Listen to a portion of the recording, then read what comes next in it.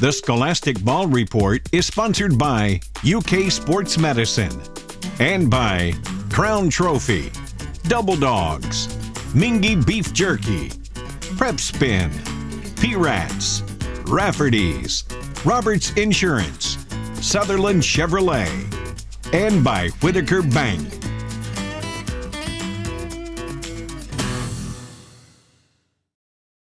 Hello, I'm Gary Ball. Welcome to the Scholastic Ball Report. We've got a great show for you this week. We have a feature from WKYT from around the state of Kentucky. The Roberts Insurance Team of the Week, boys basketball team members from Lexington Catholic High School. The Crown Trophy special guest of the week, Jonathan Hawks, new football coach at Tates Creek High School. From Nicholasville, we have the Sutherland Chevrolet Drive of the Week with some great sports action. UK Sports Medicine Healthcare athletic trainer Ricky Morris from UK. Well, we know what you want. You want the best highlights in the state of Kentucky. We got them. It's called Game Time with Brian Milam, Lee K. Howard, Alex Walker. Lexington Catholic, they had their 9-game winning streak snapped at Madison Central on Tuesday night, driving about a mile and a half to LCA, though tonight the matchup dubbed the Holy War. That's so cool. Always a rowdy crowd on hand for this one. LCA was trailing in the fourth quarter. Tyler Hall turns on the spin dial in the paint. Jumper is true, 2 of his 9 points. John Reinhardt is going to split the defense, finds Reese Potter for the short corner. Jay, the big fella, with 26 points, 14 boards tonight. LCA making a late push. Saxton Howard goes behind the back to Hall for the lay-in, but Lexington Catholic was the better team tonight. 64-41 the final there.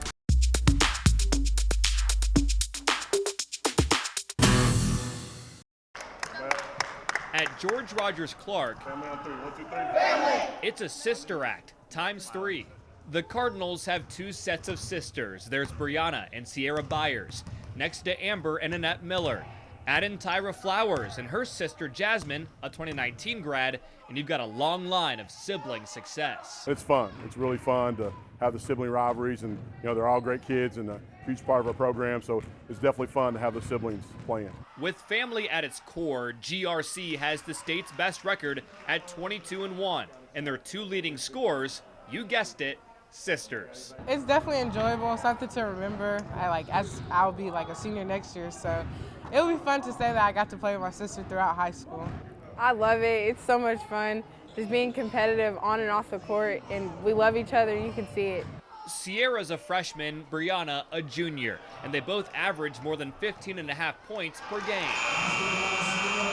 They're very competitive young ladies. They're always striving to be the very best they can possibly be. And the better they are, the better our team becomes. With the Sweet 16 exactly 1 month away, GRC is gearing up for a run at Rupp. And with a roster full of sisters, family is the Cards' secret weapon. She just pushes me to be great. I strive to be her. Not striving to be her, but strive to be as good as her so we can just be the best version of ourselves. And I try to be the best version of myself so that she sees that in me as well. Reporting in Winchester, Alex Walker, WKYT.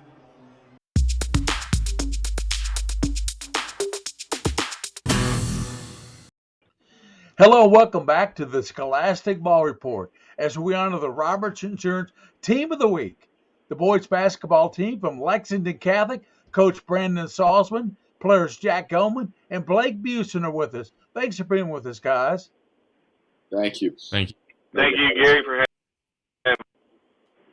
Coach Salzman, talk to us a little bit about your season so far this year. Well, we've done a really a great job this year. A lot of people, when we lost Ben Johnson last year, kind of counted us out and really thought we'd take a nosedive. With when you lose Mr. Basketball, it's really hard to kind of replace what not only his scoring but what he was able to do throughout his career. But the 2 guys on the show here with me today have done an incredible job of being senior leaders and helping our young kids, especially our sophomore class, kind of get acclimated to high school basketball. And we were able to go down to Florida and have a great trip down there, and then we were fortunate enough to become the 2A state champions and in Owensboro, which was really exciting for everybody. to be a part of that. And, I'm just excited for what we have left to go in the tank. We didn't play very well last night, but it's a long season, and I think, we're about ready to, kind of hit that drive for the district lay. So I know for sure these two guys are going to put everything they've got into it, as well as the whole team, and we're going to be definitely a tough outcome coming down the line here. Well, William Warfield, the King of Stream, he did that AA tournament that you won. Congratulations for winning that tournament. So that kind of sets things up for you with competition in your district and your region. Yeah, there's no question. I've always said we play in the toughest district in the state of Kentucky, and it's no question this is the same type of thing. Dunbar's had an up and down season, but they're so explosive. They've got such a great chance to do, remarkable things. And then, LCA is up and down as well as Tates Creek, but both are very dangerous. And Lafayette, too, could get on a run. Inside the region, we saw yesterday Madison Central is going to be a tough out. Allen's one of my better friends in the business, and, he's always got his teams playing very well, and this one's no exception. So we'll have to be tough there. And then, you've got Great Crossing, who's playing well, Henry Clay, who's playing well, Madison Southern, who's playing well. You have to put Madison Central as the favorite, but it's about as wide open as I've seen the 11th region in a long time. That's a good assessment, Coach. Introduce each player with us today and what position they play for you and what they bring to the team. Well, our captain is Jack Goman, number 3 on the floor, but number 1 in many hearts of our school. He's such a popular kid at our school. He's a quarterback and, really our quarterback for our basketball team, too. He does such a great job of being a leader for us and, comes from a great family who he's got that boy next door mentality that you kind of hope your daughters date somebody as nice as Jack. Just a wonderful person is going to grow into a great man. Blake is our tough-nosed kid. He's the one kid on our team that I know that if I need somebody to get in and get a ball, he's going to go get it, and while he's only 6 foot tall, he plays like he's about 6'7". He goes in and gets every rebound, and he's kind of the guy we run our stuff through, and, he always seems to be in the right place in the right time, and I would never want to bring the ball up against him in a full court press. He's a tenacious defender. He's actually leading our team in three-point percentage this year, which I know he's most proud of. But he's done a great job, both of them, great kids, great families. I'm fortunate enough to have them on my team. Jack, who got you interested in playing basketball, and how old were you when you started? I would just say probably my dad. I started playing 3 sports, basketball, baseball, and football ever since I was really, really young. And I kind of had a knack for it ever since I was young. And my dad, we used to dribble in the garage and just kind of work my way up to where I am today. So I'd say he was kind of who inspired me to start basketball. And I'd say I always had talent for it. And I had a lot of great coaches and a lot of good mentors that helped me get to where I am today. You play quarterback in football also. How does that help you in basketball? Well, being the quarterback, you have to make a lot of decisions, and it's similar to how a point guard plays, where you make decisions for the team, know who's hot, know who to get the ball to, make correct decisions, smart decisions, take calculated risks. So I think being a quarterback and making a lot of decisions on the football field definitely makes making decisions on the basketball court that much easier. You just kind of answered the next question. How does your play help your team? I like to think that my play, I think I try to make everyone around me better. When people are playing well, get them the ball, let them take the shots. But then if my team needs me to score, I'm going to try and score. And just overall goal is just try and be a winner and try to be the person that makes the winning play and be there for your teammates and try and win as many games as possible. Did you play in the summertime? Yeah, we played summer AAU ball.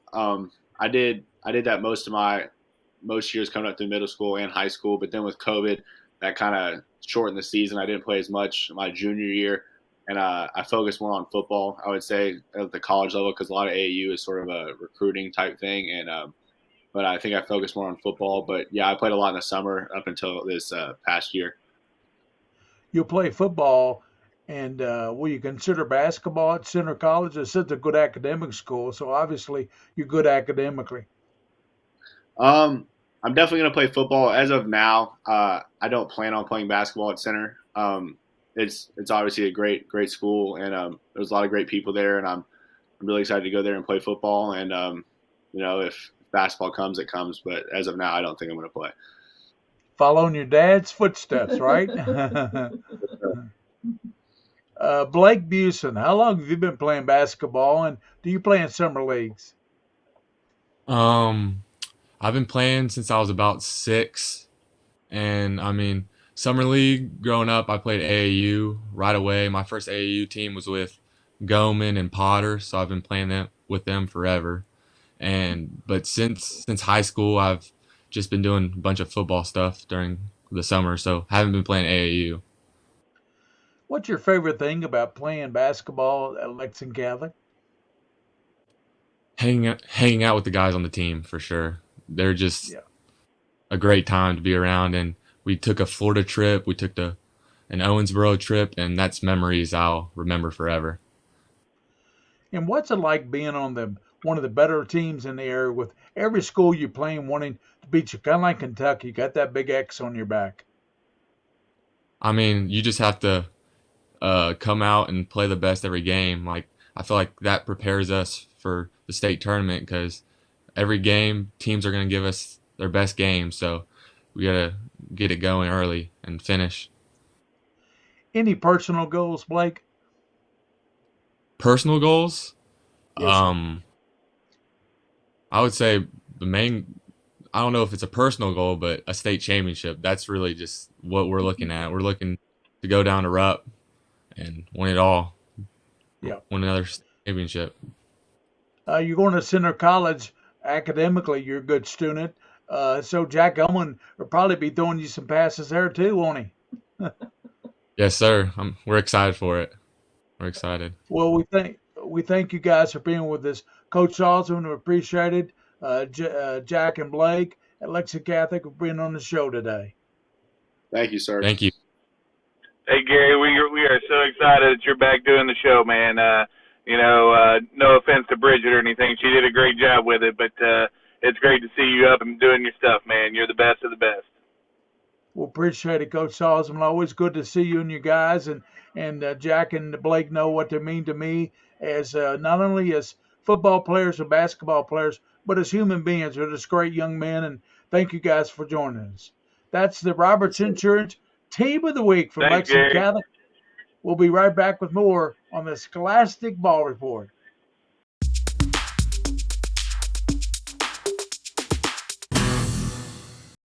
Welcome back to the Crown Trophy Special Guest of the Week. Special Guest of the Week is Jonathan Hawks, the new football coach at Tates Creek High School, but he's a long-standing coach out there, the track coach. Jonathan Hawks, welcome to the Scholastic Ball Report. Yes, sir. Thank you, Gary, for having me. Well, Coach, let's talk a little bit about your background. You played arena football with the Horsemen. You played at Bemidji Yep. College up in Minnesota, and Minnesota. You drank some coffee in the NFL. So, talk to us Yep. about your career and what's led you to this point now as a football coach at Tates Creek.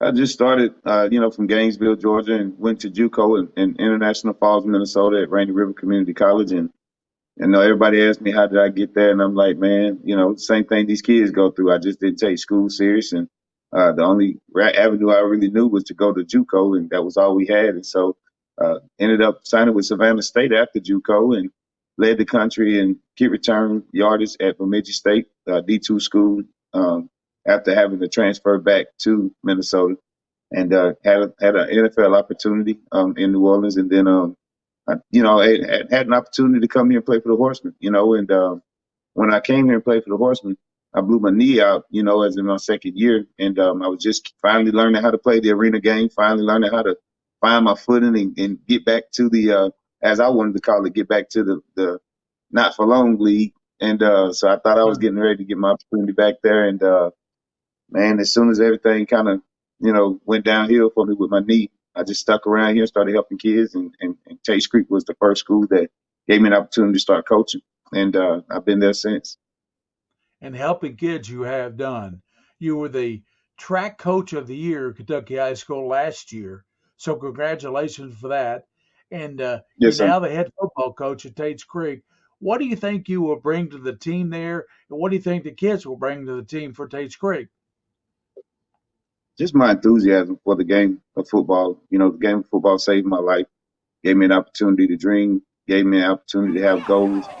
When you're chasing goals and you're chasing dreams, if you don't get distracted, you're able to obtain. If you don't get to your dream, the one that you wanted the most, you at least get close enough, and it creates more opportunities for you in your life along the way. So I think with my enthusiasm for the love of the game, but more so for my passion for helping these young men, and I know that they look at me, they see me as an example. They see a lot of the things that I do, I've lived, the things I'm asking for them to do. They know I'm willing to go through it with them. So I think just my ability to reach the kids is what's been a blessing about being in this position.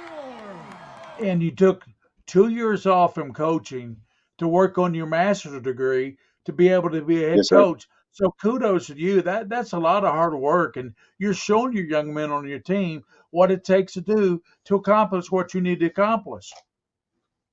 Yes, sir. I had, well, it was 3 years. It was Antoine Sims last season, and I really didn't want to step down, but at the time being the head track coach and also still trying to be the best football coach I could be for, the coach that was going to take afterwards. I just felt like it would have been a smart move for me to just step away from one because there was no way I was going to be able to do all of that plus school and get my degree. So just to be able to obtain that master's degree, be the example that I wanted to be for these young men, and to come back and grab this opportunity that I have in front of me.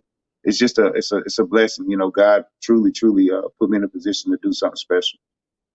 Well, when you play for the Horsemen, that's how you and I met. We did a radio show for several years on VOK, and you're very good at that. Talk to us about that experience.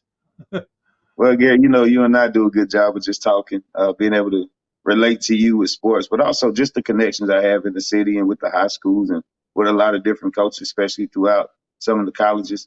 And so it was just I look forward to it every Sunday. A lot of people tuned in because we did a good job shouting out a lot of people. And I made a lot of great friendships through that show. And I do miss it. I told you I sometimes think about those Sunday mornings just getting up and getting ready to kind of go back and forth with you on some different topics, but I definitely missed that show.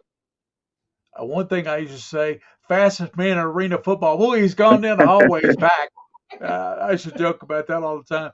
More than anything, the vision for the long-term success for the kids and your Tates Creek program. Talk to us about that.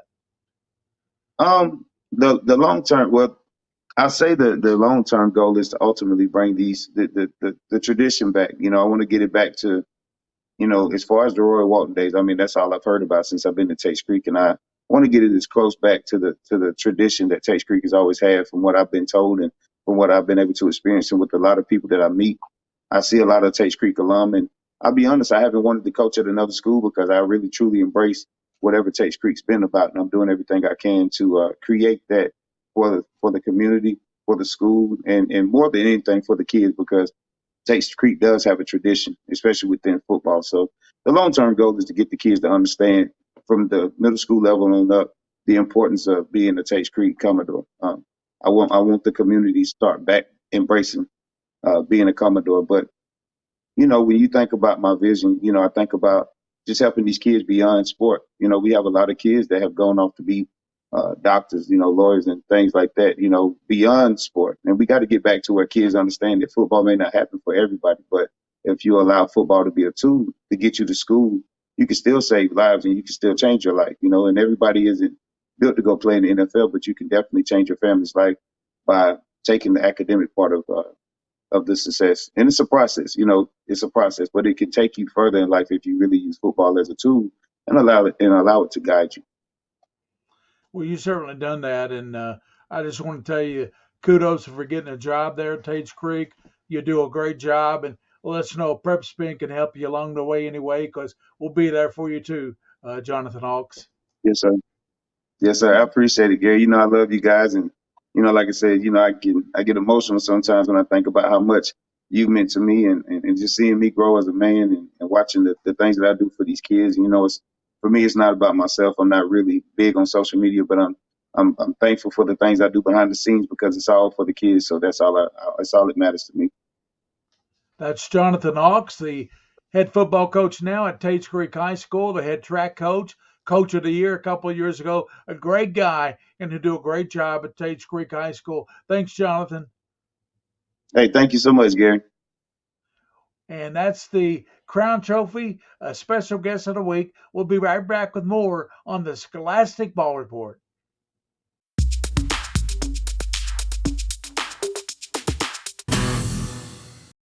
It's time for the Sutherland Chevrolet Drive of the Week, Wayne County at West Jessamine. Folks, remember the name Antoine Dumford. He gets the steal, he gets the slam, and my man Kyle Troxel is so stunned he can't even write the stat in the book. Dumford is only a freshman. He has got size, speed, and strength, and he's only going to get better. And for his effort right here, he is the Sutherland Chevrolet Drive of the Week.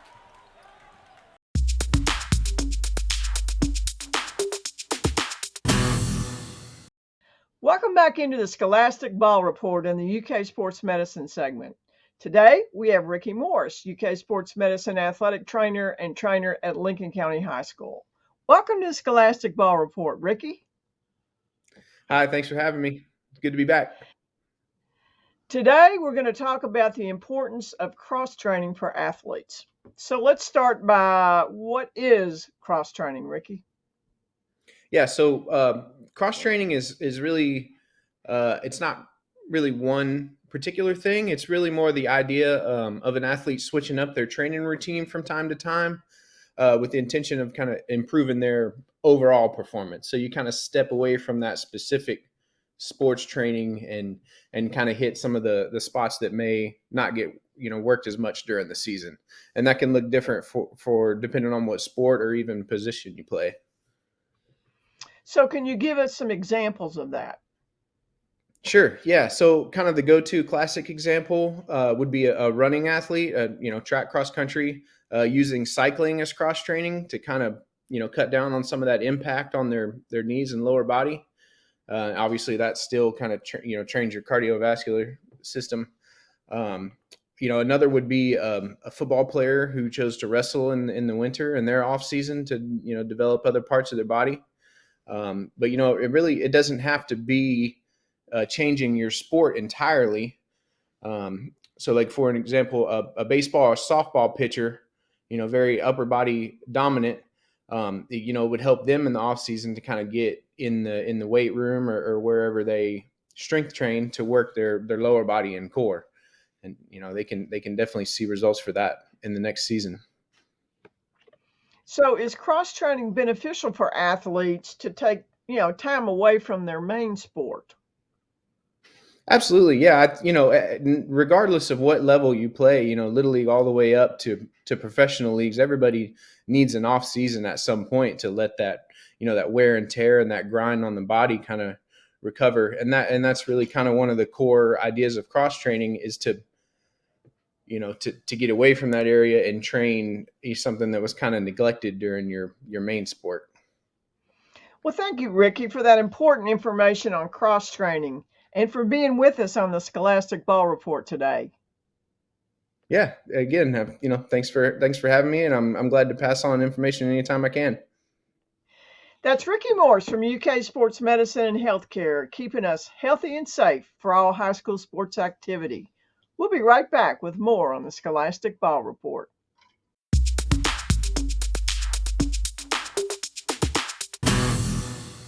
Anderson County is the favorite in the girls' 8th region, having gone 38-1 in the last 3 years. Stepping out to play Cooper from the 9th region, the Bearcats could not miss in the first quarter. Gemma Satterley will go off glass, and Anderson County has the lead. The next 3 buckets are a personal highlight reel for UK commit Amaya Jenkins. The drive to finish, and then she's going to show off the handles. She's good. How about a little skill set through the roof? Yes, she can do it all. McDonald's All-American Game nominee for a reason. Jenkins also has the has a move. on the blocks, forces a Cooper timeout, but the Lady Jags come back and win at 50-45.